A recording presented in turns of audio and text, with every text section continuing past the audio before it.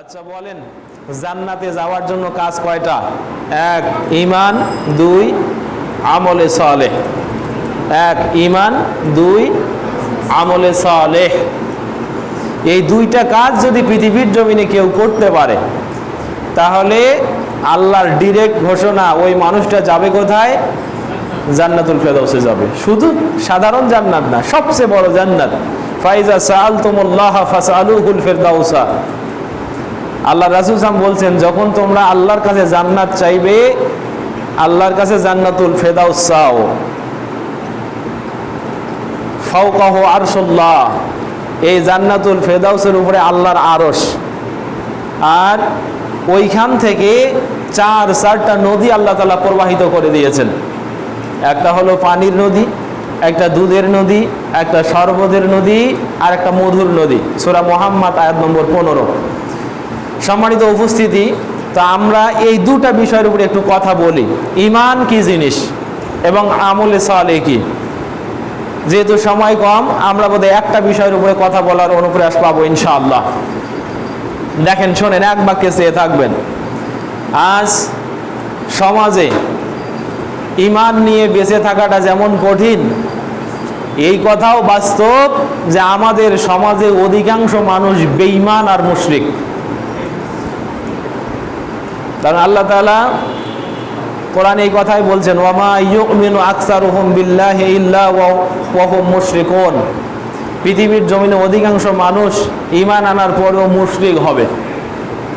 তো যাদেরকে আমরা দাড়ি টুপি জুব্বাওয়ালা পাঞ্জাবিওয়ালা মনে করি, আমরা দেখি মনে করি তারা ঈমানদার, কিন্তু আল্লাহ তাদের ব্যাপারে সাক্ষী দিয়েছেন এদের মধ্যে অধিকাংশ কি?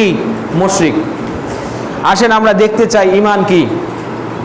সম্মানিত উপস্থিতি, আরবি এই ঈমান শব্দটি, এই ঈমান শব্দটির বিপরীত শব্দটি আগে দেখেন। ঈমান শব্দের বিপরীত শব্দ হলো দুইটা, আল খাউফ ওয়া শাক্ক। ঈমান শব্দের বিপরীত শব্দ দুটা, একটা হলো আল খাউফ, ভয় পাওয়া, ভয় করা, আর শাক, সন্দেহ করা। তাহলে ঈমান শব্দের বিপরীত শব্দ যখন খাউফ হয়, মানে অর্থ ভয়, তখন ঈমানের মূল অর্থ দাঁড়াবে নিরাপত্তা লাভ করা। ঈমানের মূল অর্থ কি? নিরাপত্তা লাভ করা অথবা নিরাপদে থাকা। দুই, ঈমান শব্দের বিপরীত শব্দ যদি আশাক হয়, শাক্কুন শব্দের অর্থ সন্দেহ করা, তাহলে ঈমান শব্দটির আরেকটি অর্থ আমরা পাবো সন্দেহাতীতভাবে কোনো কিছুর উপরে বিশ্বাস করা। অর্থাৎ আমি যে বিশ্বাসটা করছি, আমার এই বিশ্বাসের মধ্যে কিঞ্চিত পরিমাণ খাত নাই। আমি যে বিশ্বাসটা করছি, এই বিশ্বাস করার পরে আমি নিরাপদে পৃথিবীতেও আছি, আবার নিরাপত্তা আখেরাতেও পাবো। এটা হলো ঈমানের মূল দাবি।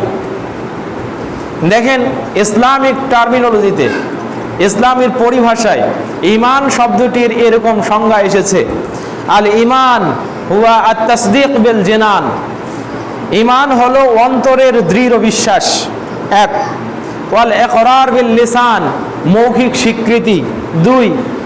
ওয়াল আমালু বিল আরকান, আর ঈমানের তৃতীয় একেবারে অবশ্যম্ভাবী, অনস্বীকার্য রূপ হলো নিজের কর্ম কাজের মাধ্যমে এটাকে প্রতিবাদ করা। এখন বলেন, আপনি বিশ্বাস করেন আল্লাহকে।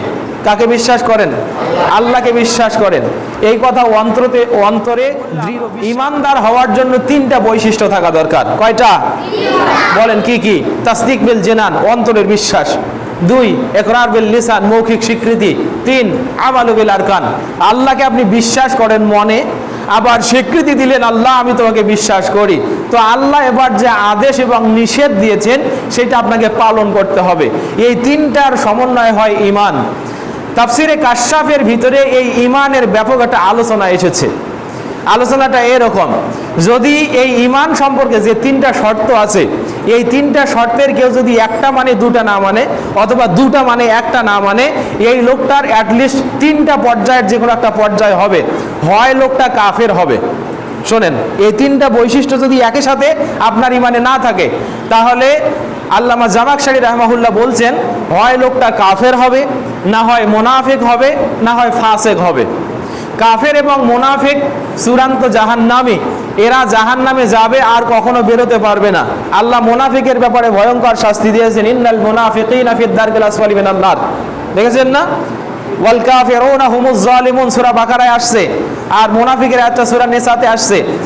দুটা জায়গাতে কাফিরকে জালেম বলা হয়েছে এবং মুনাফিককে জাহান্নামের একেবারে নিম্ন স্থানে আল্লাহ তাআলা দিয়েছেন, আল্লাহর ঘোষণা। তার মানে এরা জাহান্নামে চিরস্থায়ী থাকবে।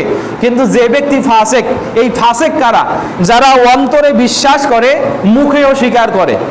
অন্তরে বিশ্বাস করে, মুখেও স্বীকার করে, কিন্তু আমল করতে পারে না। কি করতে পারে না? আমল করতে পারে না। আমার ভাইরা, এরকম মুসলমান বাংলাদেশে কম না বেশি? এখানে অনেক মানুষ পাওয়া যাবে যাদেরকে বলা হবে যে সালাত আছে বিশ্বাস করেন? কয় হ্যাঁ করি। মুখে স্বীকার করেন যে সালাত ফরজ করি, পালন যে করেন না? কয় বিভিন্ন কারণে করতে পারি না। তো সালাত যে পরিত্যাগ করলো ও কোন গুনাহ করে বলেন তো? কবিরা গুনাহ করে। কি করে? কবিরা গুনাহ করে। এই ফাসেক, এই ব্যক্তিটাকে বলা হয় কি? ফাসেক। মানে বিচ্যুত মানুষ, বিচ্যুত মুসলিম, ডাইভার্টেড মুসলিম, পদস্খলিত মুসলিম।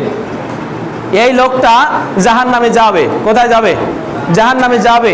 তবে আহলুস সুন্নাত ওয়াল জামাতের চূড়ান্ত আকীদা হলো কবিরা গুনাহকারী চূড়ান্ত জাহান্নামী নয়, একেবারে চিরস্থায়ী জাহান্নামী নয়।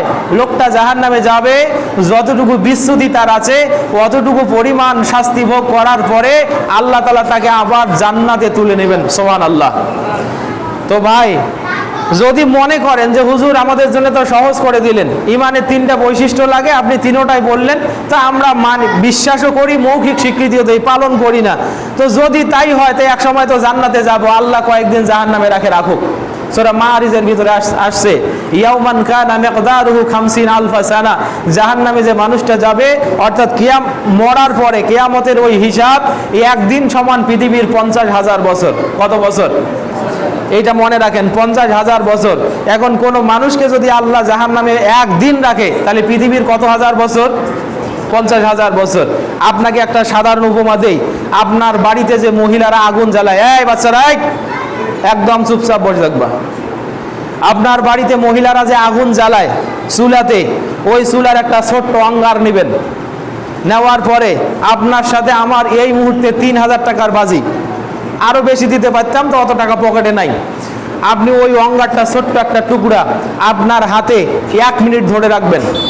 1 মিনিট যদি ধরে রাখতে পারেন, জ্বলন্ত একটা অঙ্গার, 1 মিনিট পরে আমি 3,000 টাকা দেবো। কেউ রাজি আছেন?